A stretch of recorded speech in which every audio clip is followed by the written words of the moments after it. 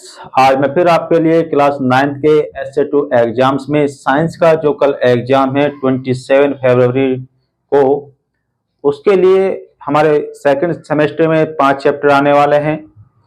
सबसे पहले जो हमारा जो चैप्टर है वो है परमाणु एवं अणु। उसके बाद आएगा परमाणु की संरचना। एक हमारा चैप्टर है ध्वनि, गुरुत्वाकर्षण और साथ ही साथ बल एवं दाब।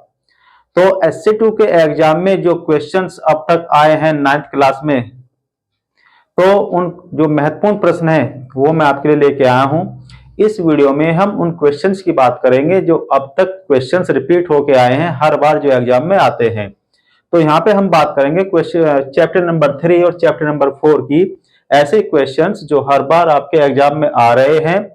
और ये वे क्वेश्चंस हैं, यदि आप इनको याद कर लोगे तो मैं मानता हूं कि आप अच्छे नंबरों से साइंस में भी पास हो जाओगे। साइंस एक ऐसा सब्जेक्ट है जिसमें बच्चे डरते हैं, क्योंकि इसके क्वेश्चंस घुमा फिरा के पूछे जाते हैं। हालांकि आंसर बहुत सिंपल होते हैं, लेकिन बच्चे जहां पे भी थोड़ा सा इसको इग्नोर करते हैं सब्जेक्ट को, फिर उनके सामने थोड़ी सी डिफिकल्टीज आ जाती है। तो ऐसे क्वेश्चंस हैं ये जो हर बार पेपर में आए हैं। बात करेंगे परमाणु एवं अणु वाले चैप्टर में से। क्वेश्चन नंबर 1 है, परमाणु किसे कहते हैं? इस क्वेश्चन को पढ़ लेना, हर बार आपके एग्जाम में आता है और इस बार भी पूरी उम्मीद है कि आएगा। तो इस चैप्टर में कुछ क्वेश्चन देखेंगे। दूसरा है द्रव्यमान संरक्षण या स्थिर अनुपात का नियम। बहुत ही इंपॉर्टेंट क्वेश्चन है। क्या तो द्रव्यमान संरक्षण का नियम आएगा या फिर स्थिर अनुपात का नियम आपसे पूछा जाएगा। साथ ही साथ उसके बाद आता है डाल्टन का परमाणु सिद्धांत। चैप्टर नंबर 3 में से आता है क्वेश्चन। इसमें से बहुत सारे क्वेश्चन आपको मिलेंगे। उसके बाद है परमाणु द्रव्यमान की परिभाषा लिखिए। नेक्स्ट क्वेश्चन है अणु क्या है। उसके बाद क्वेश्चन नंबर 6, आणविक द्रव्यमान क्या होता है, इसकी परिभाषा लिखिए। ये क्वेश्चंस ऐसे हैं जो आपके एग्जाम में रिपीट होते हैं और होते आएंगे।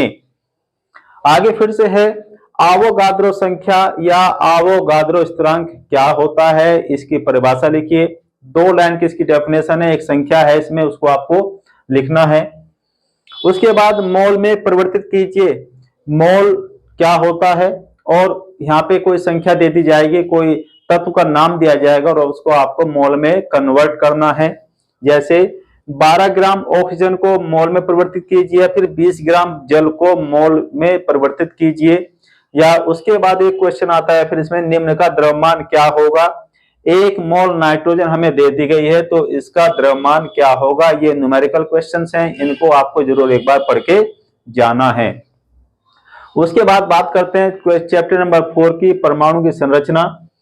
इसमें सबसे पहले है क्या तो थॉमसन का परमाणु मॉडल पूछा जाएगा, या फिर आपसे रदरफोर्ड का परमाणु मॉडल को पूछा जाएगा। दोनों में से कोई एक आएगा, या फिर इन दोनों में से इनके परमाणु मॉडल की क्या कमियां है। क्या तो थॉमसन के परमाणु मॉडल की कमियां पूछी जाएगी, या फिर रदरफोर्ड के परमाणु मॉडल की कमियां आपसे पूछी जाएगी। तो आपको इसकी कमियां भी पढ़नी है और ये इनका परमाणु मॉडल क्या है ये भी आपको पढ़ना है। उसके बाद क्या है, न्यूट्रॉन की खोज किसने की थी और कब की थी। न्यूट्रॉन की खोज जेम्स चैडविक ने की थी और कब की थी, ये आपको पढ़ लेना, याद कर लेना, हर बार क्वेश्चन आता है ये। केनाल किरणें बहुत ही इंपोर्टेंट क्वेश्चन है। यदि चैप्टर नंबर 4 में से कुछ भी नहीं आएगा तो केनाल किरणें क्या है ये अवश्य आएगा। संयोजकता क्या होती है, बहुत इंपॉर्टेंट क्वेश्चन है, हर बार आता है। और उसके बाद है परमाणु संख्या क्या है या द्रव्यमान संख्या क्या है। इनमें से कोई एक क्वेश्चन आपको क्वेश्चन पेपर में जरूर मिलेगा, 100% श्योर है कि इसमें से क्वेश्चंस आएंगे। और उसके बाद यदि हम इन सारे क्वेश्चनों को हटा दें 4th चैप्टर में से, तो समस्थानिक और संभारिक में अंतर ज्ञात कीजिए, अंतर बताइए। ये क्वेश्चन आपको जरूर इसमें मिलेगा। तो मैं उम्मीद करता हूं कि आप इन क्वेश्चंस को पढ़ लेंगे। और उसके बाद है क्वेश्चन नंबर 7 चैप्टर नंबर 4 में से, परमाणु के 3 और परमाणु कणों के नाम लिखिए। सब बच्चे जानते हैं, इलेक्ट्रॉन होता है, प्रोटॉन होता है, न्यूट्रॉन होता है। तो चैप्टर नंबर 3 और चैप्टर नंबर 4 में से ये वे महत्वपूर्ण क्वेश्चंस हैं जो हर बार पेपर में रिपीट होते हैं। और इनमें दोनों चैप्टर में से आपको न्यूमेरिकल सवाल भी मिलेंगे, तो एक बार आप उनको भी पढ़ के जाना। और इन वाले क्वेश्चंस में से यहाँ पे मैंने क्वेश्चन लिखे हैं ये 9, 7, 16, तो 16 क्वेश्चन में से आपको 50% क्वेश्चंस जरूर मिलेंगे, क्योंकि हमारे एसए2 के एग्जाम में केवल चैप्टर 5 ही आ रहे हैं ओनली। तो पूरा पेपर इन्हीं 5 चैप्टर में से बन के आएगा। तो 50% क्वेश्चंस आपको इन दोनों चैप्टर में से मिलेंगे, तो आप इनको अच्छी तरह से याद करके जाना। नेक्स्ट वीडियो में मैं दूसरे चैप्टर्स के क्वेश्चन लेके आया हूँ क्लास 9th के लिए, जो हमारा SA2 का एग्जाम होने वाला है, उसके कुछ इंपॉर्टेंट क्वेश्चंस। और ये चैप्टर नंबर है आपका गुरुत्वाकर्षण है, और साथ ही साथ बल तथा कार्य, बहुत इंपॉर्टेंट क्वेश्चंस है। इस क्वेश्चंस में न्यूमेरिकल क्वेश्चंस भी आते हैं और साथ ही साथ थ्योरी के क्वेश्चन भी पूछे जाते हैं। SC1 के एग्जाम में हमारे जितने चैप्टर्स आए थे वो सब के सब हमारे थ्योरी के बेस पे थे, लेकिन ये वाले जो चैप्टर आ रहे हैं हमारे, चैप्टर नंबर 3, चैप्टर नंबर 4 और उसके बाद गुरुत्वाकर्षण और बल तथा कार्य, इन वाले क्वेश्चंस में थ्योरी के साथ साथ में न्यूमेरिकल के क्वेश्चन भी पूछे जाते हैं। तो बात करेंगे गुरुत्वाकर्षण वाले चैप्टर में से क्वेश्चंस हैं, जैसे सबसे पहला क्वेश्चन हमें गुरुत्वाकर्षण क्या है। बहुत इंपॉर्टेंट क्वेश्चन है, क्योंकि चैप्टर की शुरुआत ही गुरुत्वाकर्षण से होती है कि पृथ्वी प्रत्येक वस्तु को अपनी ओर खींचती है और वो कितने बल से उसको अपनी ओर खींचती है, यही हमारा गुरुत्वाकर्षण कहलाता है। तो इसकी वैल्यू आपको याद करनी है। साथ ही साथ फिर से आता है गुरुत्वाकर्षण का सार्वत्रिक नियम लिखिए। गुरुत्वाकर्षण क्या है और उसका नियम क्या है, दोनों में थोड़ा डिफरेंस है। सिंपल भाषा में पहले वाले क्वेश्चंस में गुरुत्वाकर्षण क्या है ये बताया जाता है, फिर क्वेश्चन नंबर 2 जो हमारा है, इसमें इसको डेफिनेशन के साथ में और एग्जांपल के साथ में समझाना होता है कि ये सार्वत्रिक इसका नियम है, मतलब जी का मान हमेशा क्या रहेगा, ये एक रहेगा या बदल जाएगा, ये हमें इसमें बताना होता है। साथ ही साथ मुक्त पतन किसे कहते हैं या फ्री फॉल किसे कहते हैं, कि जब हम सपोज कि एक हाथ में हमारे पत्थर एक हाथ में कागज है, जब एक निश्चित ऊंचाई से दोनों चीजों को एक साथ छोड़ते हैं तो क्या वे दोनों चीजों एक साथ जमीन पे आएगी या नहीं आएगी, यही मुक्त पतन में बताया जाता है। तो मुक्त पतन को आप पढ़ के जाना, और ये श्योर है जो क्वेश्चन आते हैं हमेशा क्वेश्चन पेपर में रिपीट होते हैं, और ये वे वाले क्वेश्चन हैं जिनको हम इग्नोर नहीं कर सकते हैं, तो ये क्वेश्चन हमें पढ़ने हैं। उसके बाद आता है द्रव्यमान और भार क्या है। द्रव्यमान और भार में क्या अंतर है, द्रव्यमान किसे कहते हैं, भार किसे कहते हैं, ये क्वेश्चन भी बहुत इंपॉर्टेंट है, हर बार पेपर में पूछे जाते हैं। उसके बाद है प्रणोद तथा दाब। और प्रणोद या दाब को आप इस प्रकार से समझिए, प्रेशर और प्रणोद। मान लिया कि कोई कील हमारे पास है, उस कील की टोपी को, जैसे हमने माना कील है, ये इसकी नोक है, तो यदि हम इस कील को किसी दीवार में इस तरफ से ठोकेंगे तो ये बड़ी मुश्किल से ठुकेगी और ये हो सकता है टूट भी जाए, लेकिन जिधर से इसकी नोक है कील की, यदि हम इसको दीवार में ठोकेंगे तो इधर से आसानी से चली जाएगी। तो यही हमें अंतर बताना होता है प्रणोद और दाब में क्या अंतर है, ये इसको हम इस प्रैक्टिकल की वजह से हम इसको डिफाइन करते हैं। साथ ही साथ है उत्प्लावकता क्या है। और उत्प्लावकता क्या होती है कि जब हम किसी वस्तु को पानी में डुबोते हैं तो जितना बल हम उस पर ऊपर से लगा रहे हैं इतना ही बल उसकी विपरीत दिशा में पानी भी उस वस्तु पे लगा रहा है, तो यही हमारा उत्प्लावकता का नियम होता है। और साथ ही साथ क्या है, नेक्स्ट क्वेश्चन है कि पानी सतह पर वस्तुएं रखने पर तैरती है डूबती है, ऐसा क्यों होता है। जब हम पानी के लेवल पे लेयर पे किसी ऑब्जेक्ट को रखेंगे तो क्या तो वो डूबेगा या वो फिर पानी में तैरेगा, तो ऐसा क्यों होता है, ये इस क्वेश्चन में बताना है। तो बहुत इंपॉर्टेंट क्वेश्चन है। उसके बाद आता है हमारा क्वेश्चन नंबर 8, आर्किमिडीज का सिद्धांत लिखिए। शुरुआत से हम पढ़ते आ रहे हैं आर्किमिडीज के सिद्धांत को, जूनियर क्लासों में भी हमने पढ़ा है, तो 9th क्लास में थोड़ा सा ये आकर थोड़ा डीपली हो जाता है, तो आर्किमिडीज के सिद्धांत को आपको पढ़ना है।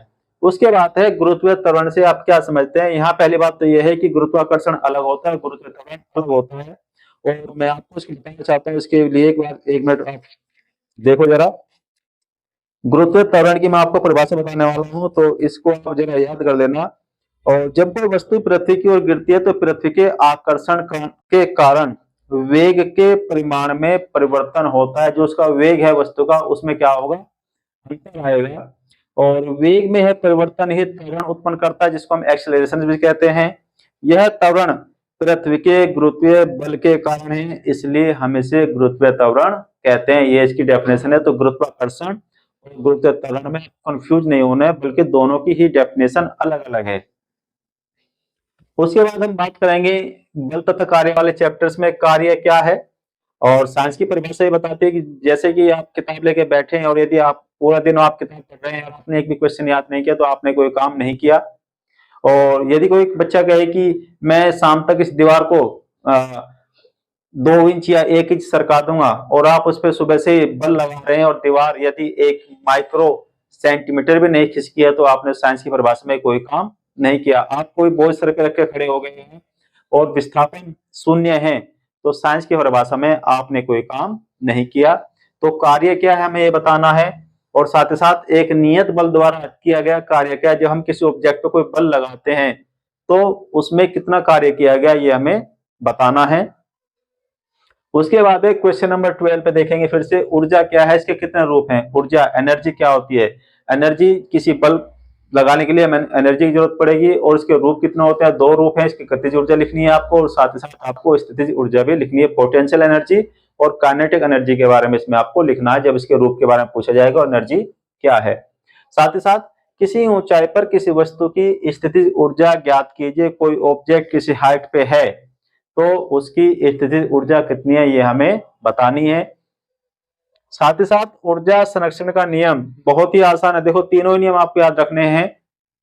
चैप्टर नंबर 3 में आपको स्थिर अनुपात का नियम और साथ ही साथ द्रव्यमान स्थिर अनुपात का नियम हो गया, द्रव्यमान संरक्षण का नियम हो गया और साथ ही साथ ऊर्जा संरक्षण का नियम। इन तीनों में से एक जरूर आएगा और ऊर्जा संरक्षण का नियम यह कहलाता है कि हम केवल ऊर्जा के रूप को परिवर्तित कर सकते हैं, उसको बदल नहीं सकते।